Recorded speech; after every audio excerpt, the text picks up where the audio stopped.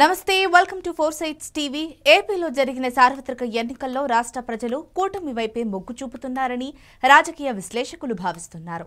గత కొద్ది రోజులుగా రాష్ట్రంలో నెలకొన్న పరిస్థితులు చూస్తుంటే కూటమికి అనుకూలంగా ఉండే అవకాశం లేకపోలేదు. ఉత్తరాంధ్ర ప్రాంతంలో 1-2 చోట్ల తప్ప మిగిలిన నియోజకవర్గాల్లో పోలింగ్ ప్రశాంతంగానే జరిగింది. గతం కంటే ఇప్పుడు పోలింగ్ శాతం పెరగడంతో పాటు రాజకీయ పరిశీలకుడు ప్రశాంత్ కిషోర్ జోస్యంతో అధికార పార్టీకి కంటి మీద కునుకు లేకుండా పోయింది. మరోవైపు రఘురామకృష్ణంరాజు జగన్ పై చేసిన వ్యాఖ్యలు ప్రస్తుతం హాట్ టాపిక్ గా మారాయి. ఉత్తరాంధ్ర ప్రజలు ఎవరికి పట్టం కట్టనున్నారు? విశాఖ వేదికగా ఏ పార్టీ నేత ముఖ్యమంత్రిగా ప్రమాణ స్వీకారం చేయనున్నారు? ఇక ఇదే అంశానికి సంబంధించిన మరింత సమాచారం మా ప్రతినిధి చందు అందిస్తారు. ఏపీలో ప్రస్తుతం జరుగుతున్న పరిణామాలన్నీ చూసుకుంటే కూటమి పార్టీ అధికారంలోకి వచ్చే పరిస్థితి అయితే ముఖ్యంగా కనిపిస్తూ ఉంది. 2 రోజుల క్రితం జరిగినటువంటి సంఘటనకు సంబంధించి కానీ, లేదా ఏపీలో జరిగినటువంటి పోలింగ్ శాతం కానీ, లేదా ఏపీలో జరిగినటువంటి పోలింగ్ సరళి సంబంధించి అన్నీ చూసుకుంటే కులంకుశంగా కూటమి అభ్యర్థులే అత్యధికంగా మెజార్టీతో వచ్చే పరిస్థితి అయితే కనిపిస్తున్నాయి. ముఖ్యంగా ఉత్తరాంధ్ర జిల్లాకు సంబంధించి కానీ, అలాగే ఇటు తూర్పుగోదావరి జిల్లాకు సంబంధించి కానీ, లేదా శ్రీకాకుళం జిల్లాకు సంబంధించి ఉన్నటువంటి ఏవైతే ప్రాంతాలు ఉన్నాయో, ఉమ్మడి విశాఖ జిల్లాకు సంబంధించినటువంటి గత జిల్లాలు కానీ, లేదా ప్రస్తుతం వేరువేరుగా ఉన్నటువంటి అనకాపల్లి జిల్లా కానీ, లేదా ఇటు విశాఖ కానీ, లేదా ఏదైతే పార్వతీపురం ఉందో మన్యం జిల్లాకు సంబంధించినటువంటి పార్వతీపురం కానీ, అరకు, పాడేరు, చింతపల్లి ఈ ప్రాంతంలో జరిగినటువంటి ఓటింగ్ ప్రక్రియ కానీ, అక్కడ జరిగినటువంటి సరళి ఆ పద్ధతి ఆ తీరు కానీ చూసుకుంటే కూటమి పార్టీలకే అత్యధికంగా ఓట్లు వచ్చే అవకాశాలు అయితే కనిపిస్తూ ఉన్నాయి. గత 2 రోజులుగా కూడా దేనిపైన చాలా పెద్ద ఎత్తున కూడా చర్చ అయితే కొనసాగుతూ ఉంది. అయితే గతంలో చూసుకుంటే వైనాట్ 170 రాష్ట్ర ముఖ్యమంత్రి వైఎస్ జగన్మోహన్ రెడ్డి చెప్పినప్పటికీ కూడా అంచనా కూడా పూర్తిగా తారుమారు అయ్యే పరిస్థితి కనిపించిందంటూ ఏదైతే ప్రశాంత్ కిషోర్ ఉన్నారో, ఎన్నికలకు సంబంధించినట్టు ప్రశాంత్ కిషోర్ కూడా కొన్ని రకాల వ్యాఖ్యలు అయితే చేయడం జరిగింది. అయితే గత 2 రోజులుగా కూడా విశాఖలో మాజీ ఎంపీ రఘురామకృష్ణరాజు అయితే పర్యటించడం జరుగుతుంది. కూటమి అభ్యర్థులు ఉన్నటువంటి ఆయా ప్రాంతాలకు వెళ్ళటం, ఆయా నియోజకవర్గాల్లో పర్యటించడం, వారితో సంప్రదించడం, ముచ్చటించడం, అలాగే అక్కడ ఆత్మీయ సమావేశాలు నిర్వహించి ప్రెస్ మీట్లు కూడా ఏర్పాటు చేస్తున్నారు. నిన్న జరిగినటువంటి విశాఖ ఉత్తర నియోజకవర్గానికి సంబంధించినటువంటి కూటమి పార్టీ అభ్యర్థి, బీజేపీ ఎమ్మెల్యే అభ్యర్థి విష్ణుకుమార్ రాజుకు సంబంధించినటువంటి ఆత్మీయ సమావేశంలో పాల్గొన్నటువంటి రఘురామకృష్ణరాజు కొన్ని కీలకమైన వ్యాఖ్యలు అయితే చేయడం జరిగింది.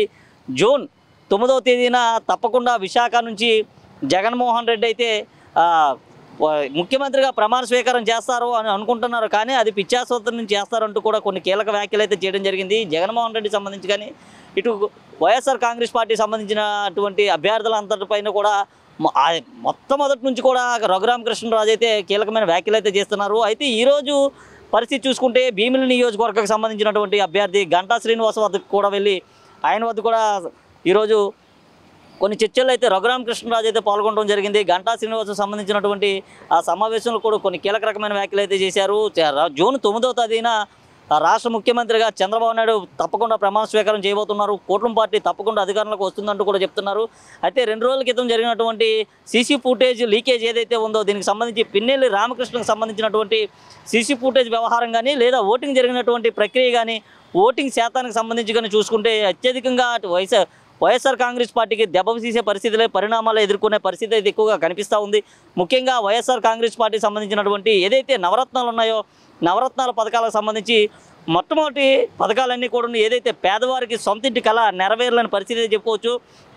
గత ప్రభుత్వం ఇచ్చినటువంటి ఏదైతే ఇళ్ళు ఉన్నాయో, ఇళ్లకు సంబంధించి ఇప్పటివరకు కూడా చాలా చోట్ల అసంపూర్తిగా నిలిచిపోయినటువంటి పరిస్థితి అయితే కనిపిస్తూ ఉంది. ముఖ్యంగా విశాఖ జిల్లాకు సంబంధించినటువంటి ప్రాంతాలు ఏవైతే ఉన్నాయో, మలకాపురం ప్రాంతానికి సంబంధించి అచ్చినేరులో కానీ, లేదా ఇటు మరిపాలెంకి సంబంధించి కానీ, లేదా అటు సంబంధించి పెందుర్తి నియోజకవర్గానికి సంబంధించి ఈ ప్రాంతాలన్నీ కూడా పూర్తిగా అసంపూర్తిగా నిర్మాణంతో ఆగిపోయినటువంటి పరిస్థితి అయితే కనిపిస్తూ ఉన్నాయి. ఎందుకంటే టిడ్కో గృహాలు తక్షణమే ఇచ్చేందుకు గత ప్రభుత్వం ఏదైతే ఉందో చంద్రబాబు నాయుడు యోచనలో ఉన్నప్పటికీ వైఎస్ఆర్ కాంగ్రెస్ పార్టీ అధికారంలోకి వచ్చిన వెంటనే ఏదైతే రివర్స్ టెండరింగ్ ఉందో, రివర్స్ టెండరింగ్ అయితే ప్రక్రియను అయితే తెరపైకి తీసుకోవడం రావడం జరిగింది. అప్పటి నుంచి కూడా జరుగుతున్నటువంటి నిర్మాణాలని ఆగిపోవడం వైఎస్ఆర్ కాంగ్రెస్ పార్టీకి చాలా పెద్ద దెబ్బగానే తెలుస్తుంది. ఎందుకంటే మరోవైపు చూసుకుంటే ఎవరైతే వాలంటీర్లు ఉన్నారో, వైఎస్ఆర్ ప్రభుత్వంలో చలామణిగా సాగినటువంటి వాలంటీర్లంతా కూడా 1,00,000 మందికి పైచీలుగా రాష్ట్ర వ్యాప్తంగా రాజీనామాలు చేయడం అయితే ఒక పరిణామంగా చెప్పుకోవచ్చు. ఎందుకంటే వారికి ఇష్టం ఉన్నా లేకపోయినప్పటికీ కొన్ని ప్రాంతాలు ఏదైతే శ్రీకాకుళం జిల్లాకు సంబంధించినటువంటి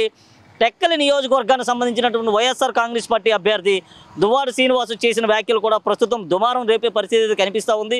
ఎందుకంటే టెక్కల్ నియోజకవర్గానికి సంబంధించినటువంటి ఎవరైతే వాలంటీర్స్ ఉన్నారో వారంతా కూడా స్వచ్ఛందంగా రాజీనామా చేసి వైఎస్ఆర్ కాంగ్రెస్ పార్టీకి సపోర్ట్ చేయాలి. లేని పక్షంలో వైఎస్ఆర్ కాంగ్రెస్ పార్టీ మరలా అధికారంలోకి వస్తే అటువంటి వారిని అందరినీ కూడా క్షమించేది లేదంటూ దువ్వాడ శ్రీనివాస్ అయితే వ్యాఖ్యలు చేశారు. ఎప్పటికప్పుడే ఇటువంటి వ్యాఖ్యలు చేస్తూ దువ్వాడ శ్రీనివాసు వార్తలకు ఎక్కే పరిస్థితి అయితే కనిపిస్తూ ఉంది. అయితే గత 2 రోజుల క్రితం చూసుకుంటే ఇటు పిన్నెల్లి రామకృష్ణకు సంబంధించి కానీ లేదా విజయనగరం జిల్లాకు సంబంధించినటువంటి ఏదైతే స్ట్రాంగ్ రూమ్లు ఉన్నాయి ఈ స్ట్రాంగ్ రూమ్కి సంబంధించినటువంటి సీసీ ఫుటేజ్లన్నీ ఒక్కొక్కటిగా కోకోలలుగా బయటకు వస్తున్న పరిస్థితి అయితే కనిపిస్తూ ఉంది. ముఖ్యంగా దీనికి సంబంధించి తెలుగుదేశం పార్టీకి చెందినటువంటి ఎవరైతే పోటీ చేసినటువంటి అభ్యర్థులు ఉన్నారో వీళ్ళందరూ కూడా ప్రస్తుతం అయితే చెప్తున్నారు ఓడిపోయే పరిస్థితిలో వైఎస్ఆర్ కాంగ్రెస్ పార్టీ కావాలనేటువంటి కార్యక్రమాలు చేస్తుందంటూ కూడా చెప్తున్నారు. అయితే 2 రోజుల క్రితం లేదా 3 రోజుల క్రితం జరిగినటువంటి విజయనగరం సంబంధించినటువంటి స్ట్రాంగ్ రూమ్స్లో ఏదైతే సీసీటీవీ ఫుటేజ్ బయటకు వచ్చిందో ఆ ఫుటేజ్ అంతటిపైన కూడా టీడీపీ నేతలు అయితే ఇప్పటికే మండిపడుతున్న పరిస్థితి అయితే కనిపిస్తూ ఉంది. దీనిపైనే రాష్ట్ర ఎన్నికల కమిషన్కి అయితే ఫిర్యాదు చేయడం జరిగింది. అయితే రాష్ట్ర ఎన్నికల కమిషన్ నుండి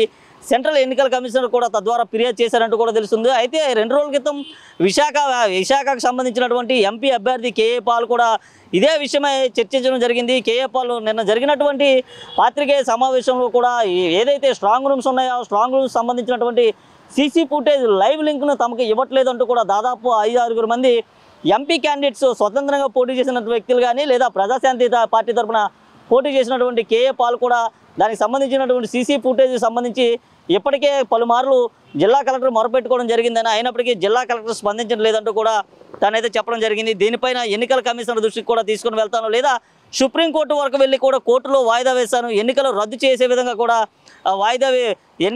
కోర్టులో ఫిర్యాదు చేస్తానంటూ కూడా కేఏ పాల్ చెప్తున్న పరిస్థితి. అయితే ఇవన్నీ చూసుకుంటే ఒకసారిగా పరిస్థితులు ఏ విధంగా ఉన్నాయి, అసలు ఓటర్లు ఎటువైపు చూపిస్తున్నారు, ఇటు వైఎస్ఆర్ కాంగ్రెస్ పార్టీ ఇచ్చినటువంటి గత నవరత్నాల కంటే మరలా ఇచ్చినటువంటి ఏదైతే మేనిఫెస్టో ఉందో నవరత్నాల ప్లస్ అంటూ కూడా జగన్మోహన్ రెడ్డి ప్రకటించడంతో ఒకవైపు సంతోషంగా ఉన్న మరోవైపు ఏదైతే వరుసగా పెరిగినటువంటి విద్యుత్ ఛార్జీలు కానీ లేదా ఇక్కడ పెరిగినటువంటి నిత్యావసర సరుకుల ధరలు కానీ లేదా ఏదైతే కొన్ని రకాల ఛార్జీలు కూడా విపరీతంగా పెరిగినటువంటి పరిస్థితి కనిపించింది. ముఖ్యంగా దీని కారణంగానే వైఎస్ఆర్ కాంగ్రెస్ పార్టీకి ప్రజలు ఓటేసే పరిస్థితి కనిపించట్లేదంటూ టీడీపీ నాయకులు అయితే ఎప్పటికప్పుడు చెప్పుకుంటూ వస్తున్నారు. ఏది ఏమైనప్పటికీ రాజకీయ నాయకులు కూడా పూర్తి స్థాయిలో దీనికి సంబంధించినటువంటి పరిస్థితులు అయితే పరిశీలించడం జరిగింది. అయితే రాజకీయ నాయకుల విశ్లేషణలంతా కూడా ఒకసారిగా ఇంత శాతం ఓటింగ్ అయితే ఏదైతే నమోదైందో ఇంత పెద్ద మొత్తంలో ఓటింగ్ నమోదైందైతే కేవలం ప్రభుత్వ వ్యతిరేకత ఎక్కడైతే ఉంటుందో ఈ ప్రభుత్వ వ్యతిరేకానికి ఉన్న ప్రాంతాల్లోనే అత్యధికంగా ఓటింగ్ నమోదవుతుందంటూ కూడా రాజకీయ విశ్లేషకులు చెప్తున్నారు. అయితే ఇప్పటికీ కూడా తప్పకుండా వైఎస్ఆర్ కాంగ్రెస్ పార్టీ మరలా అధికారంలోకి వస్తుంది. జగన్మోహన్ రెడ్డి జూన్ 4 తర్వాత జూన్ 9వ తేదీన విశాఖ రాజధానిగా ఏదైతే ఉందో విశాఖ రాజధాని అనుకున్నటువంటి విశాఖ రాజధాని నుండి ముఖ్యమంత్రిగా ప్రమాణ స్వీకారం చేస్తారంటూ కూడా వైఎస్ఆర్ కాంగ్రెస్ పార్టీ సంబంధించినటువంటి అభ్యర్థులంతా కూడా ప్రస్తుతం ధీమాగా ఉన్నారు. అయినప్పటికీ ఇటు ధీమాగా ఉన్న ఒకవైపు వారి గుండెల్లో రైళ్లు పరిగెట్టే పరిస్థితి కనిపిస్తూ ఉంది. జూన్ 4వ తేదీ ఏం జరగబోతుంది, ఎవరు గెలిచే ఉండే పరిస్థితి ఉంది, ఎవరు ఓటమి చవిచూడనున్నారు. ఇప్పటివరకు కూడా దాదాపు అభ్యర్థులంతా కూడా ప్రాంతాల్లోకి వెళ్ళి ఏదైతే ప్రచారాలు ఉన్నాయో ప్రచారాలు ముమ్మరంగా కొనసాగించినప్పటికీ ఓటర్ నాడి ఏ విధంగా ఉండబోతుంది, ఓటర్ ఎటువైపు అడుగు వేయబోతున్నాడు, అసలు ఉమ్మడి విశాఖ జిల్లాకు సంబంధించినటువంటి ప్రాంతానికి కానీ లేదా ఉత్తరాంధ్రకు సంబంధించినటువంటి సమస్యలు ఇప్పటికీ చాలా వరకు కూడా ఉండిపోయిన పరిస్థితి కనిపిస్తుంది. ముఖ్యంగా రహదారులు ఏదైతే ఉన్నాయో మారుమూల పల్లెటూర్లకు సంబంధించినటువంటి రహదారులు కూడా సరిగ్గా లేని పరిస్థితి. చోడవరం నియోజకవర్గాన్ని చూసుకుంటే చోడవరం ఎమ్మెల్యే అభ్యర్థి కరణం ధర్మశ్రీకి సంబంధించినటువంటి కొన్ని ప్రాంతాల్లో ఇప్పటికీ కూడా తప్పని డోలు మోతలంటూ సిపిఐ సిపిఎం నాయకులు కూడా దుమ్మెత్తిపోస్తున్న పరిస్థితి అయితే కనిపిస్తూ ఉన్నాయి. ముఖ్యంగా వారంతా కూడా ధ్వజమెత్తున్నారు. అలాగే అక్కడ సంబంధించినటువంటి పక్క నియోజకవర్గమైనటువంటి మాడుగుల నియోజకవర్గంలో కూడా 5 ఏళ్ల ఎమ్మెల్యేగా ఉన్నటువంటి బూడి ముత్యాల నాయుడు ప్రాంతానికి సంబంధించినటువంటి ఆయన 5 ఏళ్ళుగా ఎమ్మెల్యేగా పనిచేశారు. మరో 5 ఏళ్ళు ఉప ముఖ్యమంత్రిగా కూడా పనిచేసిన పరిస్థితి కనిపించింది. ముఖ్యంగా ఆ ప్రాంతాల్లో ఇప్పటికీ కూడా త్రాగునీరు లేక మహిళలు చాలా ఇబ్బంది పడుతున్నారు. ఆ కొండ ప్రాంతాలైనటువంటి గిరిజన ప్రాంతాలు అక్కడ ఉన్నటువంటి గిరిజన గూడాలు గిరిజన తండాలన్నీ కూడా చాలా అవస్థలు పడుతున్నాము, రోడ్లు సరిగ్గా లేవు మహాప్రభు అని వేడుకున్నప్పటికీ వీళ్ళు సరిగ్గా స్పందించకపోవడంతో ఒక్కసారిగా వాటర్లు అయితే యూటర్న్ తీసుకునే పరిస్థితి కనిపించిందని చెప్పుకోవచ్చు. ఇది ప్రస్తుతం ఉత్తరాంధ్రలో ఉన్నటువంటి పొలిటికల్ గ్రాఫ్. వీడియో జర్నలిస్టు గణేష్తో చందు, 4 టీవీ విశాఖ నుండి.